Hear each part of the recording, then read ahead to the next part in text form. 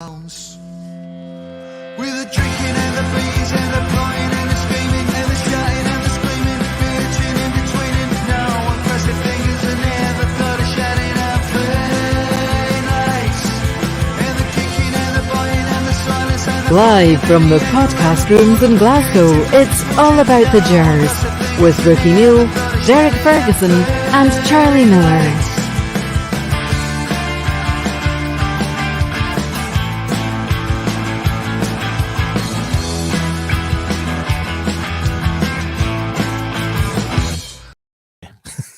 Hello and welcome to All About the Gers. Myself, Ricki Neill, joined by Charlie Miller. And guess who's back? Derek Ferguson's back. How you doing, Derek? Sherry's back. Very well, very well. Listen, I've missed you. Aye. Big time. So you I know, really. no, I have. Of Sitting course in I have. Bologna. But, well, for family reasons, I had to... I couldn't make it the last couple of weeks, obviously. I think he's twigged. We did. In the Monday night that he was playing. It was a bit late though, wasn't it? I know, because I was really indecisive. Two minds. I didn't know what to do. And then I thought, no, because I've not watched a lot of Do you know, I actually thought you were in the bad books. I thought you'd had your wee Sunday afternoon session. I knew it because I'd seen Bologna were playing. So I did. Aye. Well, that was probably... I apologise, but it's like, when you don't see him enough, it's... and it was just me and the missus were going to spend the wee night and watching them. So, aye, the missus rules, didn't it? You got to keep in with the missus. Do you know, Derek, I think you've actually got a stalker on show as well, by the way. You see last week, somebody tuned in and seen it was me, Charlie, and John Leach. And he just says, no, Derek Ferguson, sorry, I'm out of here. No offence to the other guys. I bet you Leachy was in top form, was he? He'd have been brilliant. He was good. Leachy a great lad. And do you know what's quite Is that funny? what somebody says? No Derek Ferguson, I'm off ski?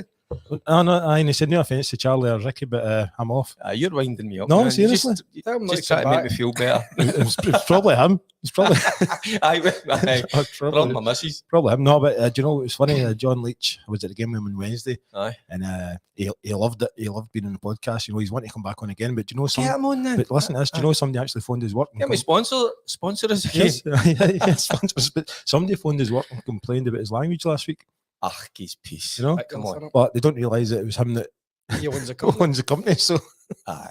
So he gave himself a good talking to. Listen, we know it's a podcast and it goes out there, but sometimes there will be some choice language. Of course there is, especially in this day and age when things aren't going that well. But do you know his language is fine? I think we behave ourselves pretty well, don't we? I know. But I'd just like to say also, just when we're talking about sponsors, obviously John is from Giant Sea Architectural, but we'd also like to say a big thank you to our other sponsors, who is ISG Resin Flooring Specialists, Plugged In Business Solutions and DB Dental Care.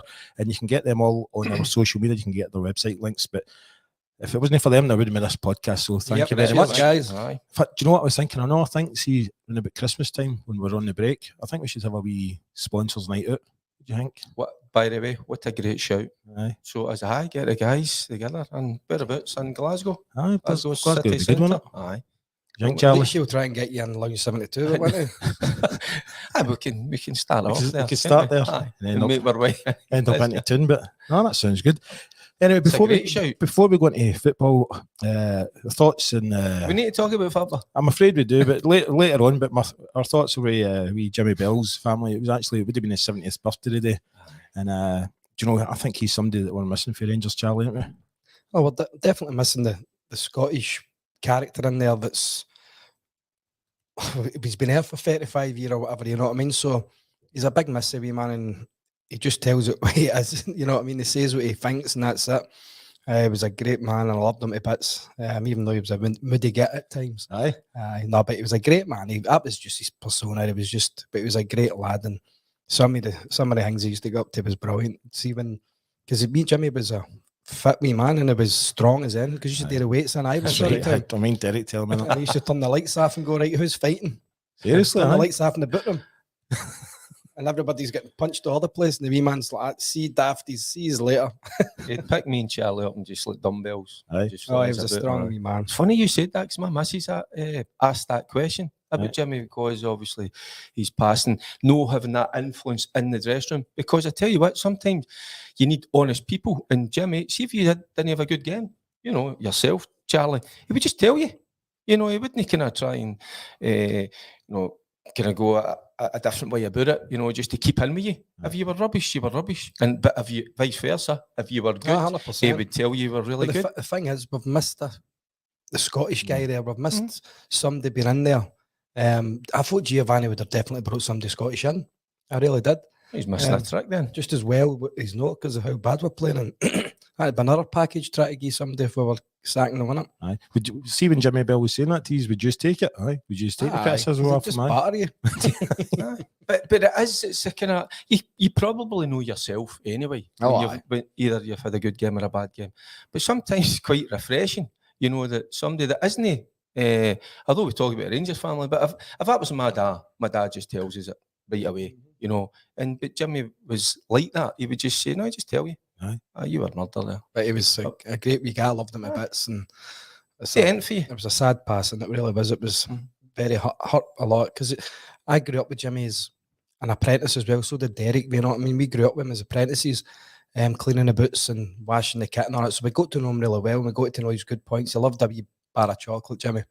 Had to take him out in before he got That is you his know, treat, aye. Well, you know the story in El Choco pre-season. We signed Maurice Johnson, and that's what we get. We get our gear put out every morning outside our room door, and a wee bit of chocolate or a wee bit of juice, whatever you liked.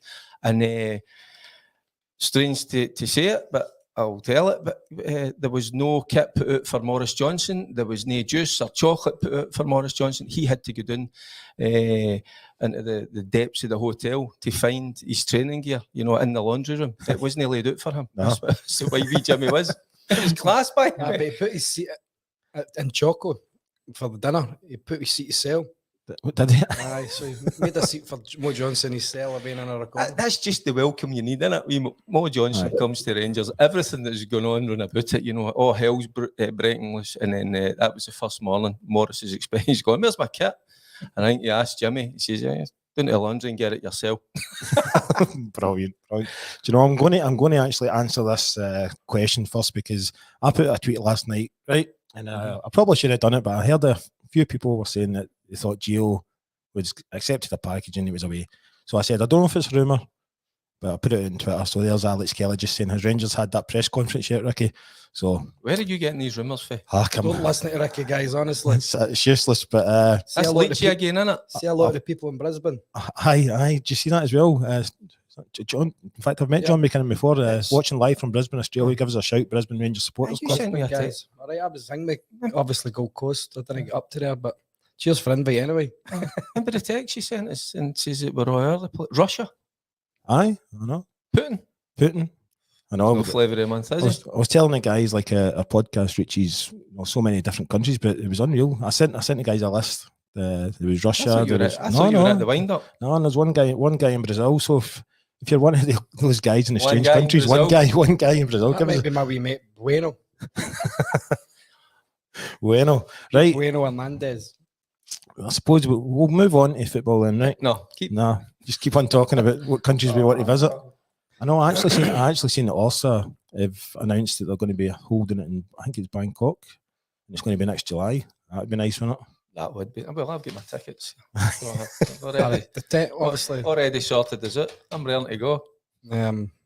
That's dangerous, isn't it? I didn't realise Kolak had the run in with Gio as well.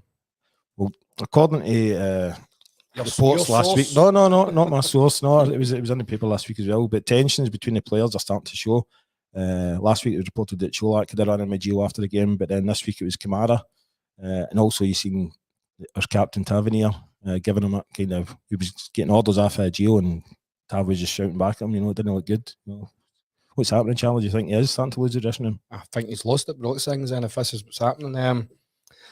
Unfortunately, there's so many players out, and it's a shame for the young boy Leon King, because the fans are starting to get on his back. He's just a young boy. We need players back to take him out of fire island a wee bit. Obviously the injuries, we've got so many, but it's not looking good for Gio if the players are shouting back at him and things like that and arguing with each other at half time. And don't get me wrong, I would never have argued with Walter at half time, or if Walter had something to say, I'd have listened and went, right, okay. He did the belted you right on the chin. 100%, him and Archie. So, but if you're having a bad game, you've got to be able to take criticism. Nowadays, you're allowed to shout at players. They'll go and tell their agent, and they want a move. Or it's ridiculous nowadays that you just take the criticism unless you think you're playing well, and you're really, really stupid. Because Kamara was terrible on Saturday. Aye. There's no urgency. And I'm not a big Kent fan, but I thought Kent did okay on Saturday. I thought the second half he was good as I well. thought Kent did well. He was getting his men, he was beating guys, and obviously the penalty is a stone waller. I can't believe we didn't get it, but obviously did get it with VAR, thank God. But he played actually decent the second half. It was good to see. But there's no urgency for Celtic. We just pass. Nobody beats anybody. People, midfielders have to. Arfield had to come on. Nobody runs beyond at all, Derek. Honestly, it's ridiculous. It's actually worrying that you're saying that, because I think you as well, Charlie, myself, I was pretty fortunate in terms of the managers that I played under. John Gregg, Jock Wallace, Graham Souness. There's one thing I would have never done. And maybe you can question your manager in a certain environment, and that's behind closed doors in a dressing room. But the one thing you shouldn't be doing as a Rangers player is questioning your manager. He's got 90 minutes to try and win a game of football. He's under so much pressure.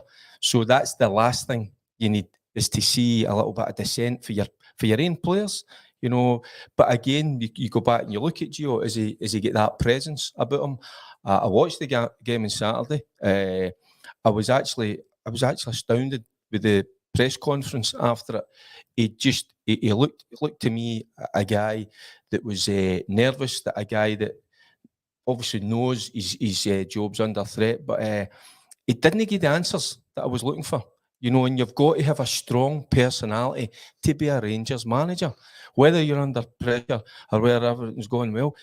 And I don't see it at that minute. And it was just an interview that it had me kind of extremely worried, because I think you're talking about that. If you lost, then there's that old saying, if you lost the dressing room, and it might be that one or two players in there might have lost respect for him. Well, you've got to nip that in the bud right away. Then we go back to the Lowry thing as well. Lowry's not even on the bench on Saturday. He's meant to be doing brilliant with the B team. You talk about Kent there, Charlie, right? And the one thing I will give you Kent, right, and it hasn't been playing that well this season. It's quite obvious, but the wee guy still keeps at it. He's trying, right? And then you look at. I'm going to use another one. The one I'm going to talk about is Morelos. Oh my! Because Morelos he's been playing second fiddle to Sholak, quite rightly so, because Sholak's been excellent. So when you get your opportunity to get into that side, you should be switched on. You should be focused. You should be ready to die for the jersey. To show that you're better than that guy. And it was actually the reverse, as if he couldn't be bothered. He could be centre half again, lifting his hands. Right, the centre, what is up with him? He's ever going to learn. He's never going to learn. He's so annoying to watch. The thing with Morelos, right, and this is just my opinion. See, if he's no fully fit, he's no physically at it in terms of getting it back fours and all that, and working them and knocking them about. I think he's really ineffective because he's technically not the best. He's not the best finisher, but we've enjoyed watching him over the last number of years. When he is fit, he is focused. He's fighting for everything, and all of a sudden, is it because he's not being in game time? He spat a dummy. Well, we don't need that. We need guys that when they get their opportunity, sometimes that's through obviously Sholak getting an injury, but you've got to be ready to take your chance. And his contribution, it was poor, to say the least. Do you know what I was? I'd have played the younger boy that come on later on. Play him. I would rather. Do you know something? As a manager, Charlie, I'd have just hooked him. I'd have went, off you come. Not hooked him, but off the park. Right? Aye. And I'd have put the young boy on, because you know what you're going to get. The young boy's got to show more enthusiasm right away. Oh, definitely. You know what I mean? And the wee thing about the boy King, it's really the boy's a good player, but he's been through in at a time, and he's had to go in there, and he's playing in a side that are void of confidence, you look at a back four, he's the only one that can probably is a natural defender, and he's made a couple of wee mistakes. In hindsight, what I was going to say is, what you would have done with that boy, he would have been in for 2 or 3 games, then took out it, and then you can analyse your game, and then he gets put back in. And I just worry for him a little bit, and I think he'll come back stronger. He will come back stronger, because I think he's got that character about him. But listen, that's the last week. We're not going to have a go at him. That's for No, sure. definitely, because he's been great. He's a young boy, and he has to come out of the fire line a wee 18-year-old. bit. This Breck's done a wee man. I hope he's actually all right for his concussion, by the way. But we don't want to get in his back right away. You know what I mean? He's a young boy. He's come in at a terrible time, but he's showed it really good. He showed up really well, and obviously one or two mistakes. He's got to clear the one on Saturday. You learn from your mistakes, what, didn't you? 100%. He'll come back stronger, hopefully.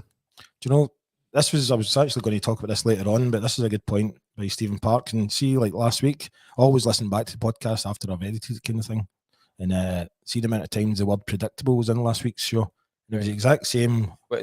Hearts, just the way we play up the wings, nothing through the middle.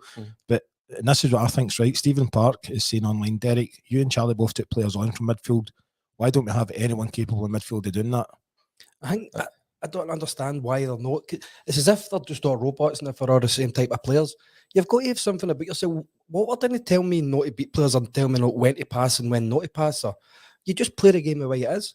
You see it in front of you. If there's a guy there, you can go and take him on. You take him on, and then it creates space. I said that the other week. Then you bust into the attacking area, and then you're making it 2 against 1 for options. But we've not got anybody who does that. Maybe Lawrence could probably be the only one. Kamara used to do it for playing a deep one. He used to do it. He done it. Scott Brown had him in toast, remember, a few times. But Tillman can do it, but Tillman again, his body language is shocking. Tillman again is Saturday. He's supposed to be playing behind the striker, and he's never shows. He's not getting into space where he can get in and hurt people in that attacking area. And we're talking about King. Let's remember, Tillman's only 20-year-old as well. He's still learning the game, so he is, and he's through in there. And I just wonder, you're talking about these two guys. I just wonder within that dressing room that there is a big problem with some of them seasoned pros, shall we say, that have maybe sparked a dummy, that are showing a bit of dissent, that are no at it. You know, that there must be something in there, because and that's how I'm not protecting the boy Tillman, but on the other side there, maybe contradict myself here. We've got to remember, he's still only 20-year-old, still learning the game. I get that, right? But why are we? Because I don't think we'll sign him for 6 million or whatever it is, right? No, I don't think so. But why are we bringing him in, right? I get it, he plays with America or whatever, and he's at Bayern Munich. But why are we not playing Lowry, and who's our own player? We should be giving him a chance. He finished the season last year. He looked as if he was going to be a right good player. And then obviously injuries and whatever. I don't know what his attitude's like. I don't know him as a kid. But surely it can't be that bad that he can't go on the bench or he can't start the odd game in the last couple of weeks, because he's got the ability. And I would have, there's no danger in this if I would have signed Tillman if I seen the emergence of Lowry this year. Right. Let's see for the end of last season, see for Lowry, I would have been like, we don't need somebody else like that. We've already got Lowry who can play in that area. Let's bring him in and give him a chance. But I've been shouting for it. But Stevie Park agrees with you as well. He's saying spot on, Charlie. But you know, I was at the Hearts game last week, right? And I just think that Rangers seem to just do the simple, easy pass. You know, it's like pass back to the left back, then he'll pass it into your sweeper. It's slow. And it's slow and it's depressing, and it's like there's no like you were saying, there's nobody actually willing to take the ball and take it for a run. But the thing is, right, as well, the Dutch play the Dutch way, right? We get that. But when the Dutch way was like, they had Cruyff and all these Dutch teams have had some great Dutch players early years. But we're not Dutch. We have to still play the old Scottish way, get in about people, beat people, crossbars into the box for 2 strikers. I think that's what we have to do. Honestly, just we always try and change styles. We're not good enough to try and play like other teams. We have to play with a strong, positive game. You know, here's Lee Ramage is actually saying something a few people are saying online. He's saying probably not a question for Charlie. I don't know what he means with this, but he says, why have our fitness levels dropped so much since last season? Surely the coaching staff need to take responsibility for this. Flat is the one thing, but labouring. But also Stuart Boyd has also said, why are we getting so many similar injuries as well? I mean, we went through a period under Souness. And we were picking up a few like kind of muscle injuries, hamstring injuries, but we were training with moulded at that time. You know, instead of like sometimes we used to go out to the Albion and all that, and it was heavy rain. It was, obviously the grass, the surface would be quite soft. But we were always told to train we were moulded. But we changed that because I think they noticed that maybe there were a few of the boys slipping pulling a few muscles and that. So I don't know. It's something you've got to analyse. It's for the sports scientists as well. But it's all there for the guys. So it is. I genuinely, do you know something? I think they are fit. I just don't think they're applying themselves. I think they're playing within themselves. There's a fear factor. But that, again, comes down to the manager. The manager has got to get them at it. You look at that game on Saturday. I mean, I'll be honest with you, I didn't see the game on Wednesday. I was obviously away, so I was. But watching that game on Saturday, that was a game that we needed to win big time. It didn't look like that with the players. It didn't look like a game that we had to win. It's just, at times, they're within themselves, they're going through the motions. So the other thing, this is why the manager's getting questioned. Are they giving everything for the manager? And at the moment, doesn't it look like it? And that's why we're all, well, I'm not saying everybody, a lot of people are clamouring for change. Now, and it looks like that. For the outside, looking in, the players are not giving Gio everything they can. I think it's clear to see. I think the worrying thing is as well, is I actually said to somebody about Saturday's game against St Mirren, I think this is going to be a tough game. Yep. When have we ever said that about? I know, but you could see it, you could just feel it, you could sense it. And the guy saying, obviously, I don't know about the fitness, but I might not know. He did a wee laugh. But I was fit, boy, don't worry about that. No, but I think for last season, I think it's just taken its toll that whole season. And then what did they have, a 3-week break if we were lucky? It's a hard toll. I have to give him that, because that is, you need about, after that season, you need about 5 or 6 weeks just pure rest. But I've not had it because it came straight back in. And then that's how we were getting niggle injuries, and it kind of helped, you know what I mean? It's been and we didn't sign enough players who came straight into the team. Ricky, see when you go to places like that, you go to St Mirren, you've got to be up for the fight early doors. It's that old saying, win the battle first. Go up, and I'm not, you say win the battle, that's go up against your opponent, you know, and show them that you're here to win a game of football. So if you want to make it a bit physical, I'll be up for that. If you want me to take me on in terms of your ability with the ball, well, 9 times out of 10 Rangers are going to come out on top. So that's why you need to show that physicality, that fire in the belly. Show that. And if you match your opponent in that department, the ability that Rangers have is individually and it should be collectively, should be enough to see off St Mirren. And we're not seeing that at the minute. But the thing is, see, when you went out to play, you knew you were going to have to tackle people. It's just not natural part of the game. Just working. And what I'm saying physically, that means is you're shown for the ball. When your teammates on the ball, you've got to give them options. If it's me, you're moving all the time. It's pass, move. Sometimes they're too static. It's if they don't want to go on the ball. They're scared to make a mistake. Well, the players I played with at Rangers, certainly, you know, I can't even remember a player that would shut their responsibilities, that wouldn't show. When I played for other teams, not just in the Premiership, down in England for a short spell as well, down the leagues, I played with numerous players that went into a wee shell, didn't want to show for the ball. And that's you're a man or two done. And that's so, but at Rangers, right, that should never be the case. Because it's all right taking the ball when you're 2 or 3 nothing down and going, right, I want to do this. This when it's nothing each, and you're right, okay, we have to go and try and create something here, get on the ball, right, let's do that. But a lot of players they're not getting involved in the game, and they're just, the willingness is not there. It's so hard to watch. And Saturday I sat in the house and watched it, and I tanked about 5 cans of beer in about 10 minutes watching it. I'm going, you're slowing down. That was in 10 minutes. You better pick your game up. I know, especially mind we're away on Saturday. But see that he's talking about, that's even, see when the fans are not happy and they're frustrated, that's when you've still got to show what you're all about. That's what makes you a good Rangers player. You know, don't be fearful of that. You know, as I've said it before, puff the chest out, get on the ball, show what you're all about. You've got to be able to take that criticism and go on with it. And there's too many of them are not doing that at the minute. What you said about the Hearts game is totally, what you just said there was actually the way I felt about the players. It's as if nobody wanted to make a mistake, so they just done a simple thing. You know, but that's confidence, isn't it? I know, and especially when you've got like nearly 50,000 fans watching you. Well, that's the thing. See, if you start on the front foot at home, the fans get right behind you. They should know that by now. The fans are right behind you if you show the desire. Just that's all you need to show is desire, a wee bit of willingness. Just go and beat somebody. Go and have a shot, a shoot. bloody hell, the amount of times we had a chance to shoot the Saturday. And Tillman, great player, and actually cut, just bloody hit the ball. No, it takes a deflection in it or something. Even a rebound, keeper makes a save, you've got the boys falling in. You can overplay, and but the way you're describing that game, I'll use that word, it does sound predictable. And it's, see, if you're like that, it's so easy to defend against. Do you know last week when I was listening to the show, do you remember that old Mel and Kim song? Predictable. Was that you through your head? I don't you start singing that. But to be fair, we were lucky VR was there. It was a Stonewall penalty, and Kevin Clancy couldn't run there quick enough to give him a booking. Aye. He was desperate to book him. He was actually going to give the penalty first, and then he changed his mind. Aye. It took him ages, I know, to turn it into a penalty. Stonewaller, man.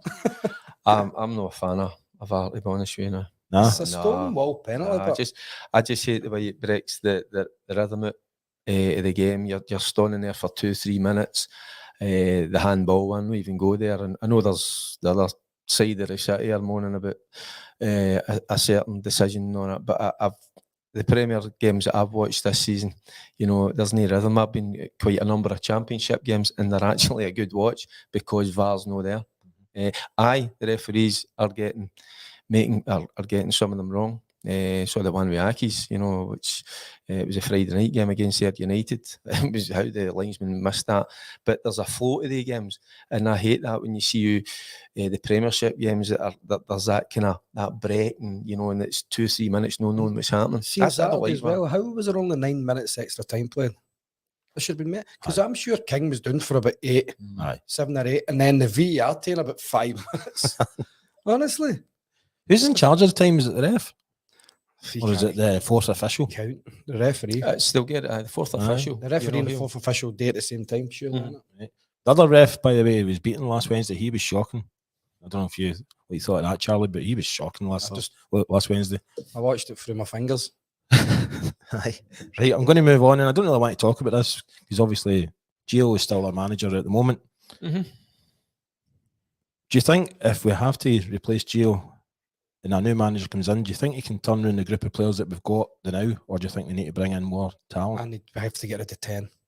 We have to get rid of 10 Aaron players. Seriously? Aye. Not just the 10 that are starting now, but I'm talking in general. 10 have to go. Aye. Oh, that's a lot. I think we've had. Obviously, as I keep on saying, we've lost Bassi and Aribo, 2 of our strong ones for last season, and obviously the injuries. But I think there's a lot of them chucked it. It's a hard thing to say, and maybe they've not chucked it, or maybe it's confidence, but it looks terrible. It's actually really depressing to watch sometimes. It is, and it's horrible.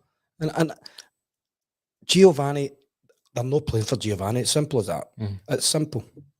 They're not playing. I think if it was the case, a new manager was to come in, would they get a tune out of their players? I think it would, to be honest with me, because you don't become a bad player in the last 5-6 months.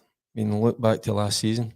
There's a lot of the boys in there, when they're at it, when they're playing with a confidence, they're good players. But they're devoid of that at the minute. They look, there doesn't look a togetherness with the players as well. And that's why it makes you think, what's that dressing room like? And that's why you worry for the younger boys. We're talking about King, we're talking about Tillman. Sometimes, would you want to put Lowry into a side like that? It might damage him. But I think at the moment it looks as if we do need a change because listen, that's maybe the change should have been made a week or two ago because it looks as if the league's gone.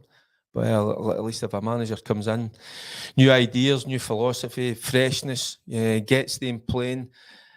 But the one thing is, and it's been in the news today with Ronaldo. He's come out and he says, I don't respect my manager. And to me, without them coming out and saying it, it's if they're not showing enough respect to Van Bronckhorst. And when that happens, you've got a massive problem. But as a professional player, you would think you would still be given 100%. But there's certain managers that I'm only going to speak for myself, right? Because you try, right, as a player, as an individual, when you cross that white line, you want to try and be the best player in the park. But sometimes when there's a manager that you like and that you respect, they bring out something else in you, and it's weird, you know. And the three guys that I spoke about, my managers, they did. Everybody thinks I've got an issue with Souness. Are you kidding me? I absolutely loved that, having that opportunity to play with an absolute icon of the game in Souness. But there was another guy I went and played with down the lower leagues, John Lambie at Partick Thistle. I was with him. I made a bloomer in leaving them at that time. But see, with Lambie, I had to run through a brick wall for him. Honestly, they make you feel that you want to die for them, and I don't see that enough. But that's the thing with Giovanni. Was a brilliant footballer, so he should have respect to that changing him for what he done in the game alone.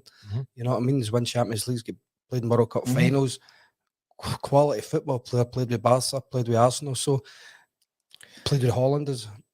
He should have earned the respect right away. But I always felt as if he didn't have it as suit for the first minute he walked in, because see the turn. We were 7 points ahead and end up 6 behind.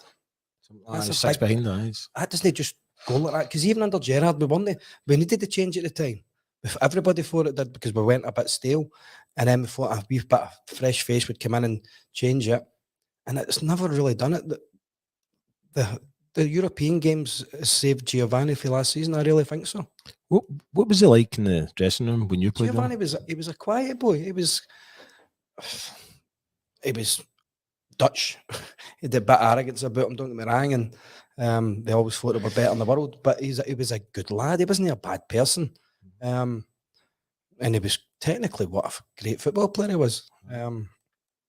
But I got on a lot with all the Dutch guys, like Sir Arthur and things like that. But I just feel as if they're not showing him the respect that he deserves. And obviously, maybe they're standing in that training ground for 2 hours just standing. Maybe he's just walking through things, and because you can lose players like that right away, can't you, Derek? If the training's you're not at it in training, and your people, the boys are just standing about and then get videos for 2 hours, and after that, you're like, oh my word, that would be hard. It's that personality. It doesn't seem to have that personality about him. I know he's under pressure. You could see that. That's how it was a real worry watching that interview after the game on Saturday. He looked lost to me. So he did. It looked as if a guy, this is only my take, that was waiting on getting the bullet. Well, you were away last week, and I think I'd say to Charlie, one of the things that worried me is in his thing after the game, he said, it's just the way it is at the moment. Well, that's just the way it is, kind of thing. And I was like, he's come out with a few comments already this season. You know that he's never going to be able to live down. You know, but we go back to the one about we can't compete. And you're not, well, hold on a minute. You're the Rangers manager. You need to find a way to compete. And they did for 45 minutes against Liverpool. They did for 45 minutes, a wee bit more than that, against Napoli. So it was there, you know, but 45 minutes is not good enough against these teams. And sorry, Derek. And just that game on Saturday, Charlie, I thought the boys would come out all guns blazing, and I just didn't see that. And that's how the fans and us are worried. How can we go to Eindhoven and beat Eindhoven, right? And then get spanked off Ajax twice? I just don't get this.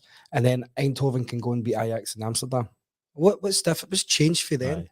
What has changed for them? And that's where I look in that dressing room, and I'm thinking, has there been some of the players in there that have been disruptive?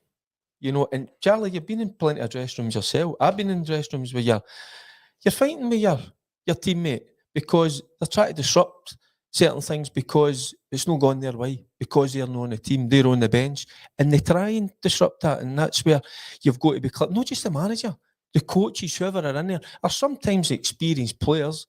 I've got to notice things like that and nip it in the bud. So that's how I'm kind of, and I've mentioned that dressing room because there's something not right in there. Right, and of course, but he's going to carry the can, and quite rightly so, Gio, because that's part of his gig. You know, to control that dressing room, make sure the kind of more guys in there, the more older guys, the seasoned pros that have got the influence in there. You keep them sweet, and they manage that dressing room for you. I don't think that's happening at the minute. Well, see, it seemed to be all right because the Amsterdam game, the Eindhoven game, they get Morelos out. They left Morelos out, and that was Giovanni and the players coming together. So there obviously was good team spirit then. Obviously, Morelos not playing. You could imagine he is, one of the boys said he's a bad apple, but you can imagine his face. He's probably walking at his lip, walking about Ibrox. You know what I mean? The big petted lip out. And there'll be a few others not happy that they're not playing. But it can't change that much for them because they were on Gio's side. They were qualified for Europe, and they get Morelos out. They get the bad apple out for a week or two and try to get him back inside and try and teach him a lesson. And then it just looks as if nobody's playing for him now. No, nobody, but it looks as if 75% of the players have kind of chucked it. See Morelos, see the way he's went about his business on Saturday. See when he leaves Rangers and he looks back. Now, you've probably heard me saying this before. He'll go up. What was I thinking? 100%. What was I doing? You know, and again, what is he? 24, 25. You know, somebody needs to sit down with him and say, listen, when hey, this is massive. There's only one way he's gone. Just down the way. Do you know, I mean, I'd heard a while back when Candace was there, and it was always Candace Morelos, and that's when Morelos was meant to just always really kind of no associate with other players. But the minute Candace left, he's meant to be right in there with the players, and he's actually a bit of a prankster and all that, you know, and he gets on with them on now. So maybe he isn't the bad apple that we all think he is. But he looks, he's the petted lip, the attitude, body language. It's poor. It is poor. It's like the body language of a guy who's no starting and he's flung a dummy at the pram. Right. Definitely. You know, I know, but we're frustrated. I know. Of course, we're just like the rest of the guys. You know, it's frustrating, but there's loads of comments coming in. And I said that last week when John Leach was on, because I think everybody always thinks I just see the comments on YouTube, but we get them from everywhere, YouTube and Facebook and Twitter. But Lee Ramage was actually asking if the manager has to get replaced, if we get anybody in mind who would want as the next Rangers manager. I've not actually really thought. Well, there's a few names been bandied about. Obviously, there's the boy Dyche, you know, done well at Burnley. You wonder if he had obviously a bit of money to spend, which I think we should have, you know, getting into the next window. Has he got the capabilities, you know, to play a different, because he was organised and strong and, you know, a real work ethic. Could he do it? There's ones that come into my mind. I try to get Gattuso in just before Giovanni, but I would go Duncan Ferguson. I'd throw him into the equation as well. I'm going to give another one, and it's just because his assistant is a mad Rangers man, a guy that I obviously get a lot of time for. Alec Ray, Paul Ince. You know, I know they're middle of the table with Reading, but they were down the bottom. They've got them playing okay, you know, but I just think Alec gets it. He knows what Rangers are all about. Ince, you talk about, you know, having that personality, you know, to deal with the press, to deal with the players. Alec can deal with the players as well. Would that be an option? It's just when you're sitting there and you're thinking, who is out there? You know, and they're the kind of names that... To be fair, Paul Ince and Alec Ray would jump at it, I think. Aye. Beale, of course, they're talking about the boy Beale. You know, obviously he's a top coach, you know, and he's doing okay in management. His last 5 games, Aye, you know, but could he fit the bill? So but that's with the board.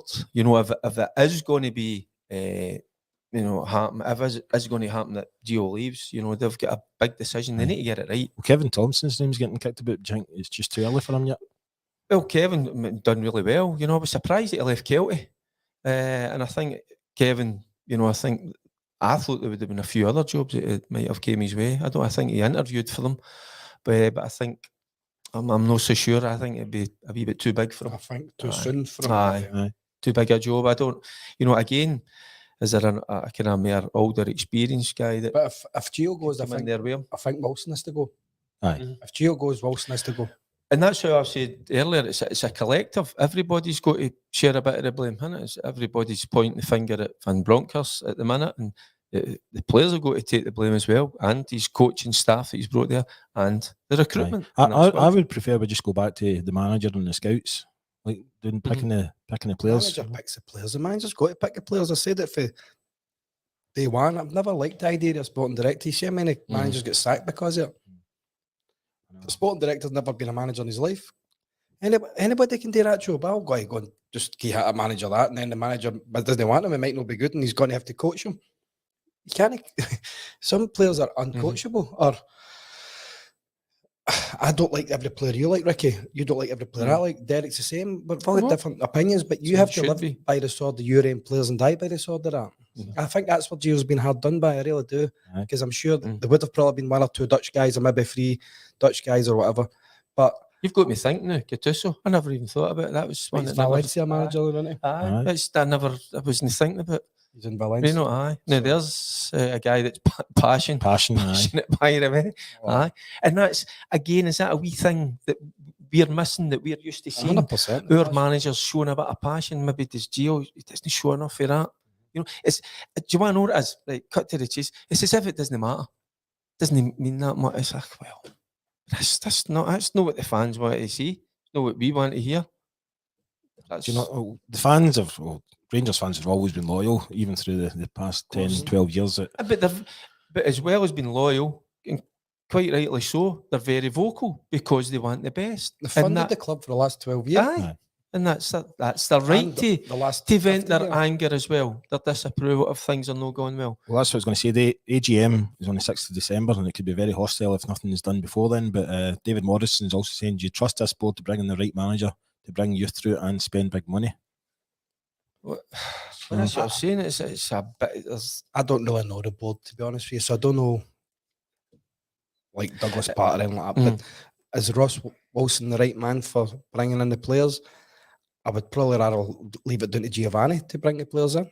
But he's in there, so we have to want him to do the right thing. But the signings have been very poor at the moment. They've not hit the ground running, obviously. And we have got a lot of very good players out. We understand that. But do I trust the board to spend money? Probably not, because they've not spent there when they could have spent, and when we were in a Champions League group stages, and we've just been a bit of a laughing stock actually for that situation they put us in. The board did put us into that situation as a club, and the fans have paying £180 for free home tickets. You know what I mean? I've met like John Bennett, and I've met George Latham, and I briefly met George Taylor before. 3 guys are massive Rangers fans, and I totally trust them in their club, you know. But as you say, I think they need to be a bit more transparent. We need to know what's going on, you know, why you're not spending money on players. Well, maybe they'll announce that in the AGM in the 6th, but You know, you've mentioned that before. The fans deserve to know what's going on. You know, I just don't think the money's there. It can't be there if it's not being spent, because in the past we've always spent money when we've had it, and we would never want to sell it to go ahead as like they have. But there's obviously some problem there. Just don't take the fans for granted. That's the one thing, you know. That's it. Sometimes it might look like that, you know, and that's where the frustration creeps in.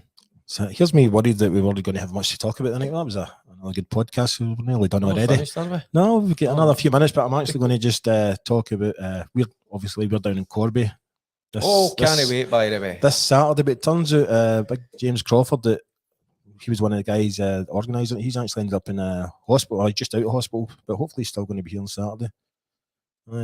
Hopefully he's still going to be here on Saturday anyway, but hope you're doing well, James. Hope you're all right, James. Hopefully see you on Saturday. We can't wait. Really looking forward. I don't know if there's still tickets left, but it's us and then the Corby Flip Band. Right. No, I'm looking forward to it. I always look forward to a wee Rangers night. I'm looking forward to it. I used to play the flute, actually, the BB band. I wonder if I can still play it. Get a wee bash on Saturday night. We've also got tickets left for our Christmas party. I think there's a few tickets left for that, so that's going to be a cracker. That's going to be up in the Earth venue, and you can buy your tickets at allaboutthegers.co.uk. And that's us. Durante's on stands on Wednesday. That's it. Durante's on stands on Wednesday. That'll be a good podcast. I'm going to slag him because he doesn't text me anymore, Durante. So. And that's what I've said. We spoke about before the show. There's a lot of good Rangers podcasts out there, you know, and we're watching and listening to them and all that. And quite rightly so, we've all got our own views and things, and that's what creates debate, discussion. But at the end of the day, it's all about the Rangers, isn't it? And that's all it matters. So, but they're all good podcasts. I'm looking forward to hearing the stories, because he was always dead funny. He was on their last podcast. He gave us a custard pie. Can't listen to any more of his stories again, are you? Huh? He was one of your idols, wasn't he, Charlie? I was wearing my wet last Ajax game, man.